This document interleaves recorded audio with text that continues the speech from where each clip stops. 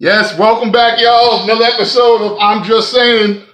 I'm your boy or your man, MC Enemy, with another teaching here. Just looking at that picture on the screen right now. Does that seem like it's smart? I'm just saying. Do your reading. All right? Let's go. New Living Translation. 2 Chronicles, 7th chapter, 14th verse. And it reads, if my people who are called by my name will humble themselves and pray and seek my face and turn from their wicked ways, I will hear from heaven and will forgive their sins and restore their land. So that should bring some questions to your mind. And the number one question should be, says, my people who are called by my name. Now, this is the Lord talking through one of the prophets. If my people who are called by my name. Well, we've discussed in some of our previous episodes what God's name is. So his people would have to be called by that name, right? So let's see what they are called. There you have it. So his name is Yah for short. He has many names. I understand that. And his people that are called by his name are called Yahudim.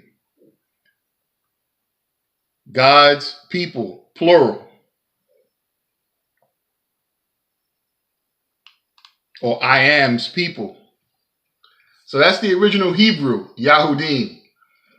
But then they also had another variation of that where they were called Yahudi. Again, it's people of God. And if you bring that to a single person of God, it's Yahu.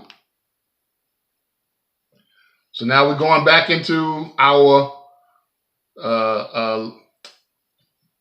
translations because the Greeks have no letter Y.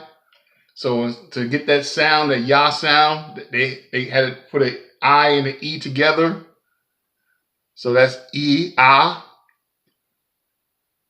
And the W is the sound of two U's together. So E-Ah-U. E-Ah-U. And then when you come into English, they change the I to a J, and you get Jew. That's some etymology right there.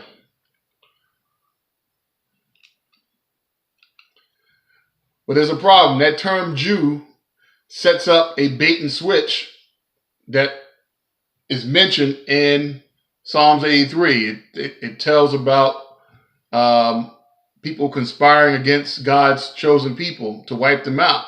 So go read it for yourself. But when you have that word Jew, now it can be asked, okay, are you referring to the inhabitants of Judah, which was the southern kingdom of Israel? Or are you referring to people that converted and practiced Judaism? I'm going to answer that question with a question. Is God interested in a relationship? Or is he with you? Or is he interested in your religion? Hopefully you choose wisely. See, transliterations create confusion. And that's what they did when they changed the E-I-U, the Greek, into English by just placing a J in place of the I. It had no consideration for the meaning of the word. It was just a letter replaced for a letter.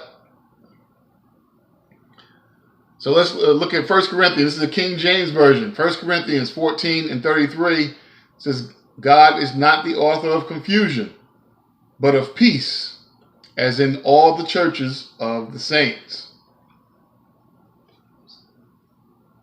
You take that for what you hear, let it marinate in your soul.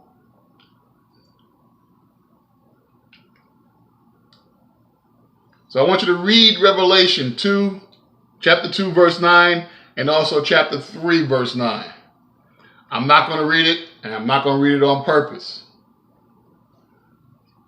I want you to go look it up for yourself. But now, if I was to say to you, stop acting childish, that means stop being childish. It means you're acting like a child. So, again, I'm just going to ask the question, what does it mean to say you are Jewish? I'm just saying.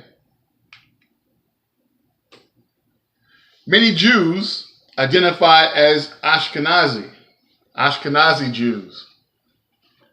Well, if you go back into Genesis, that first chapter in the Bible, chapter 10, it goes through lineage. A lot of the stuff we just skip right over because it gets boring. But there is a person called Ashkenaz, and he is a descendant of Japheth. Remember, there's 3 sons of Noah that survived the flood. You have Shem, you have Japheth, and you have Ham, along with Noah and his wife. Those are the only people that survived the flood. The 3 sons and their wives, Noah and his wife, and all the animals. So Ashkenaz is a descendant of Japheth, and many Jews today identify as Ashkenazi Jews. So the descendants of Shem became known as Hebrews.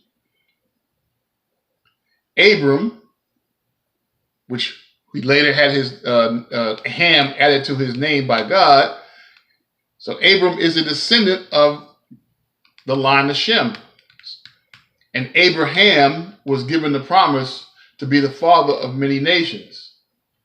He told us that that promise would be carried out through his son with Sarah, his wife. If you read the story of Abraham, they got tired of waiting, and the wife gave Abraham her handmaid, and he had a son with the handmaid, but that was not the son of the promise. The son of the promise was named Isaac. That's the son that Noah's wife, Sarah, had, Isaac. And now Isaac had twins with his wife, and those twins were named Esau and Jacob. Jacob became the bearer of the promise and later had his name changed by God to Israel. And I've discussed previously what Israel means, but I'll just say it again here. It means one who wrestles with God. Now, there's a video here that I got highlighted. I don't know if it's going to work on, for you to click on it, but at least you can see it and you can copy and paste it in your browser. It's a video about Esau and Jacob and their relationship. A very important video to watch, excellently done by a brother named Benaiah Israel. Excellent video.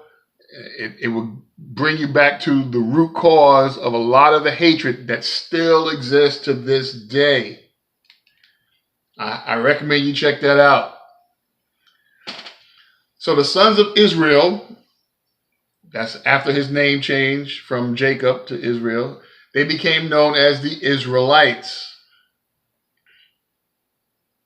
So now I want you to actually go back and read Genesis. Whenever you get a chance to, read it for the first time or reread it with a new set of eyes. And after you read Genesis, I highly recommend you download a book called the Book of Jasher. It is a book that is mentioned in the Bible, and so it's a very good reference. It actually was part of the Bible. If you have a 1611 King James version of the Bible, you will have the book of Jasher. But you can download just the book of Jasher by itself in your Google Play Store and or Apple App Store. And it will answer a lot of the questions that Genesis itself leaves open. It will answer questions like, who survived fire before Meshach, Shadrach, and Abednego? If you know their story. What made Nimrod such a great hunter? When did mankind begin to turn fair-skinned? How old was Isaac when the almost sacrifice took place? Is sacrificing to Molech similar to some acts that are done today? Who did Cain take as a wife when he was put out? And when did people first become terrified of the Israelites? So those questions and many others will be answered. You will be blessed by reading the book of Jasher after you have read Genesis. All right, people, that's it for this teaching. Worship the Father, praise the Son, and accept the Holy Spirit. Be blessed. I'm out.